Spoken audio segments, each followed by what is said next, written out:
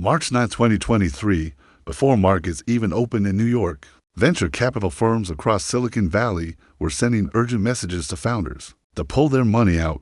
By the end of the day, customers had attempted to withdraw roughly $40 billion from a single institution, Silicon Valley Bank. It was one of the fastest bank runs in modern U.S. history. Within 48 hours, the 16th largest bank in the United States would fail. To understand how that happened, you have to rewind to a very different environment defined by growth, low interest rates, and extraordinary liquidity. Silicon Valley Bank, commonly known as SVB, was not a household name for most Americans, but inside the venture capital ecosystem, it was central infrastructure. Founded in 1983, the bank built a niche serving technology startups, venture capital firms, and life sciences companies. Over decades, it positioned itself as more than a lender. It became a financial partner to the innovation economy.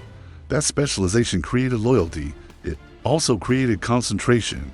After the 2008 financial crisis, the Federal Reserve kept interest rates near zero for years. Cheap capital flowed into venture funds. Technology startups raised record amounts. According to regulatory filings, SVB's deposits surged during the pandemic years as venture-backed companies parked newly raised cash at the bank. Between 2019 and 2021, SVB's total deposits more than tripled. According to the bank's public filings, deposits rose from roughly $60 billion in 2019 to nearly $190 billion.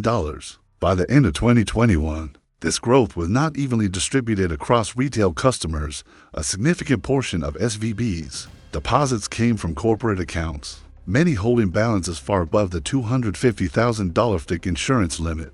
That detail mattered. When deposits flow into a bank, management must decide how to deploy that capital. Banks typically lend deposits out in the form of loans, but during the pandemic boom, demand for traditional lending did not rise at the same pace as deposits at SVB. Venture-backed companies had raised substantial equity capital and did not need as much borrowing. According to SEC filings, SVB invested a large share of its excess deposits into long-dated U.S. Treasury securities and government-backed mortgage bonds. These were considered high-quality assets with low credit risk. The decision appeared conservative. On the surface, Treasuries and agency mortgage-backed securities are widely viewed as safe from default, but they carry interest rate risk. When interest rates rise, the market value of existing bonds falls. In 2020 and 2021, yields were historically low. According to public data from the U.S. Treasury market, 10-year yields hovered near record lows. SVB locked in billions of dollars into long-duration securities during that period. At the same time, another structural risk was building. SVB's client base was unusually interconnected. Venture capital firms often shared information quickly. Founders were active on social media and messaging platforms. The same network that helped startups grow also amplified financial signals. In 2022, the environment changed. The Federal Reserve began raising interest rates aggressively to combat inflation. According to official Federal Reserve releases, rates moved upward at the fastest pace in decades. As rates climbed, the value of long-term bonds declined. According to SVB's financial disclosures, unrealized losses on its securities portfolio expanded significantly. These were not realized losses, meaning the bank did not have to sell the bonds at a loss as long as it held them to maturity. But the economic value of the portfolio had declined. At the same time, venture funding slowed. According to industry data, startup fundraising volumes declined in 2022 compared to peak years. Startups began drawing down deposits to cover operating expenses. Deposits began to shrink. This combination of falling bond values and declining deposits created pressure. Banks managed liquidity through planning and asset liability matching, but SVB's structure was unusually sensitive to shifts in the tech funding cycle. According to regulatory filings, a large portion of deposits were non-interest-bearing corporate balances. The bank had grown rapidly in a low-rate environment. It had invested heavily in long-duration assets, and it served a concentrated client base that could move quickly. By early 2023, stress was building. On March 8, 2023, SVB announced it had sold a large portfolio of securities at a loss of approximately $1.8 billion and planned to raise additional capital. According to the company's press release and SEC filing, the sale was intended to strengthen the balance sheet. Instead, it triggered alarm. within hours. Venture investors began advising portfolio companies to withdraw funds. The digital speed of modern banking accelerated what historically might have taken weeks. By March 9th, withdrawal requests overwhelmed the bank. Trust, built over decades, unraveled in a day. The rise of Silicon Valley Bank was built on specialization, growth, and a strong relationship with a concentrated ecosystem. The seeds of its collapse were embedded in the same structure. By early March 2023, the stress at Silicon Valley Bank was no longer theoretical, it was mechanical. The core issue was not credit risk. According to regulatory filings, the vast majority of SVB's securities portfolio consisted of U.S. Treasuries and government-backed mortgage securities. These instruments were widely considered low risk in terms of default. The problem was duration. During 2020 and 2021, when deposits surged, SVB purchased long-dated bonds at historically low yields, according to its 2021 annual report. A significant portion of its investment securities were classified as held to maturity under accounting rules. Securities in that category are not marked to market through earnings as long as the bank intends to hold them until maturity. That classification reduces volatility in reported income, but it does not eliminate economic exposure. As the Federal Reserve raised interest rates throughout 2022, ultimately moving rates above 4%, bond prices declined sharply, according to public Treasury market data. Long-term bond values fell materially during that period. SVB disclosed in regulatory filings that unrealized losses on its held-to-maturity portfolio had grown to more than $15 billion by the end of 2022. That figure was widely reported following the collapse. Unrealized losses are not the same as realized losses. If the bank could hold the bonds until maturity, it would receive full principal and interest payments. But that assumption depends on stable funding. Funding was no longer stable. According to the bank's public disclosures, deposits declined in 2022 as venture funding slowed and startups burned cash. The same ecosystem that had fueled rapid deposit growth began withdrawing funds to cover payroll and operating costs. This created an asset-liability mismatch. Banks fund long-term assets with deposits that can leave quickly. Effective risk management depends on diversification of deposit bases and hedging of interest rate exposure. According to subsequent reporting and congressional testimony, SVB had reduced portions of its interest rate hedging program during 2022. In retrospect, that decision increased sensitivity to rising rates. On March 8, 2023, SVB announced it had sold approximately $21 billion in available-for-sale securities, realizing a loss of about $1.8 billion.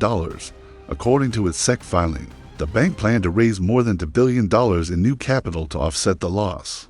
Its strength and liquidity, the announcement was intended to reassure investors and depositors. Instead, it signaled vulnerability. Venture capital firms, many connected through overlapping networks, reacted quickly, according to public statements made by investors and executives. Firms advised portfolio companies to move funds out of SVB as a precaution. Digital banking accelerated the reaction. Withdrawal requests could be initiated through online platforms instantly. There were no lines outside branches. There were no delays in physical processing. On March 9th, customers attempted to withdraw roughly $40 billion in a single day. According to statements later released by regulators, that represented nearly a quarter of the bank's total deposits. No modern bank can withstand that scale of outflow without immediate liquidity support.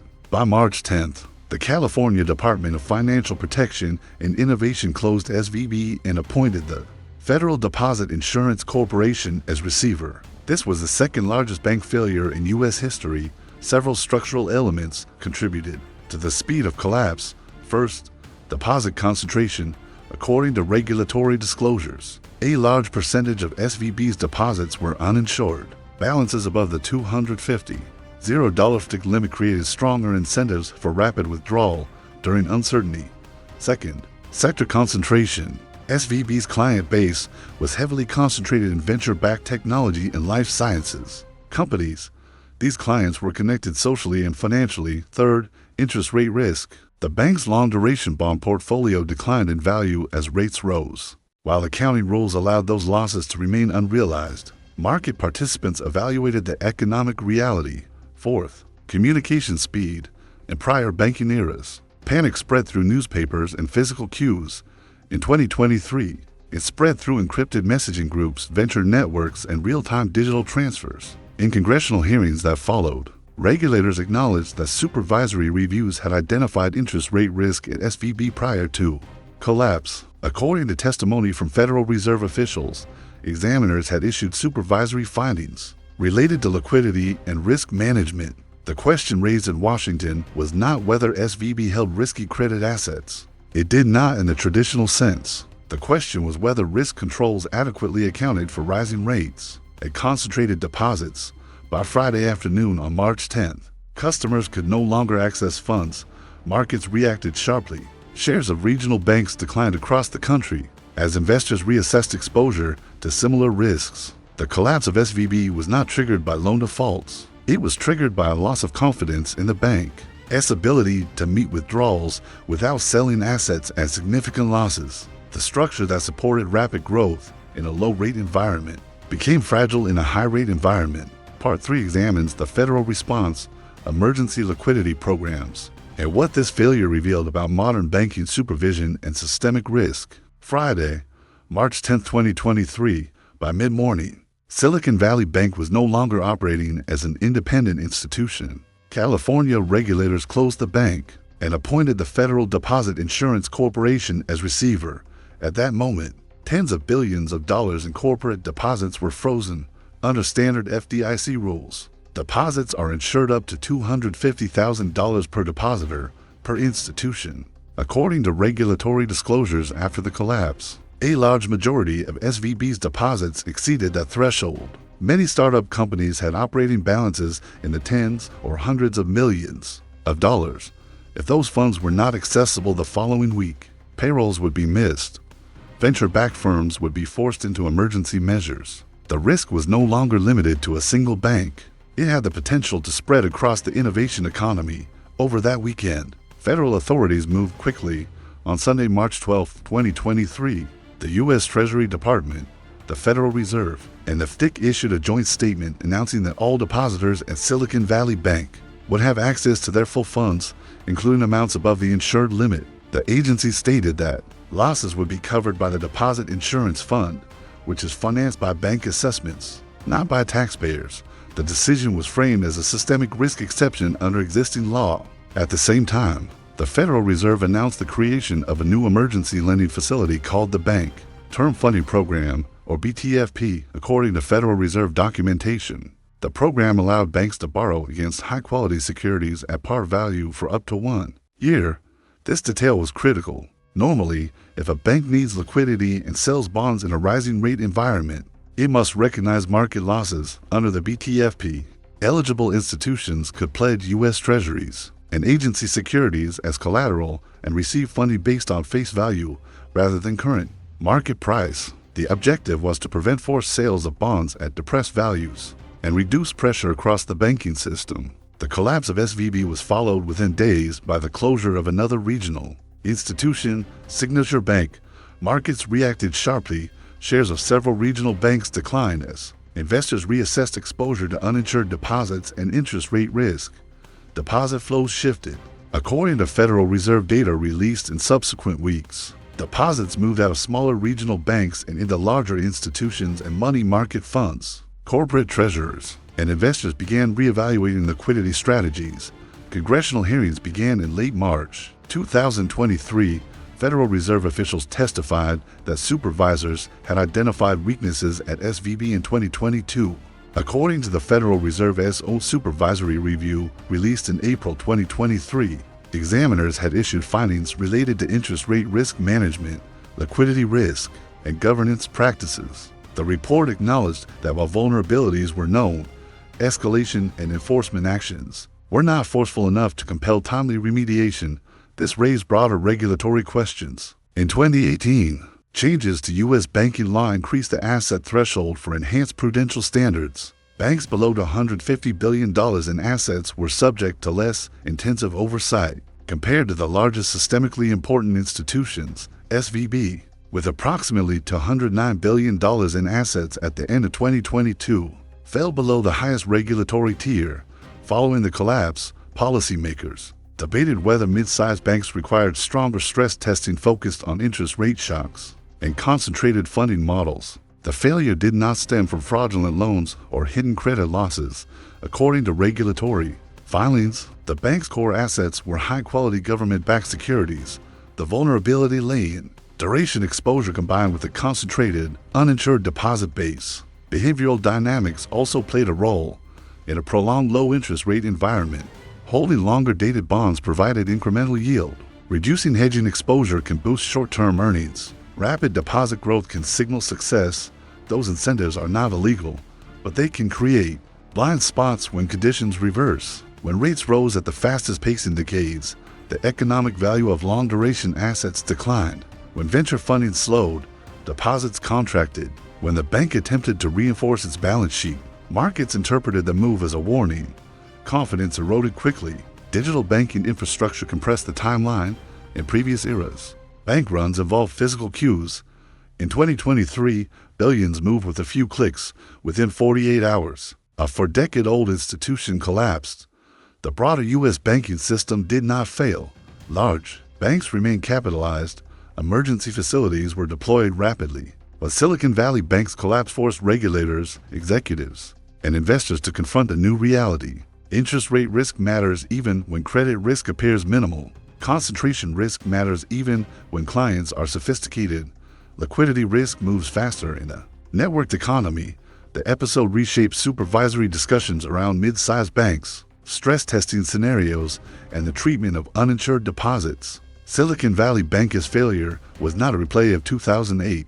It was a different type of fragility, exposed by a different shock, and it demonstrated how quickly confidence can shift in modern finance. If you value clear, fact-based analysis of financial crises and systemic risk, consider subscribing to the channel for future documentaries.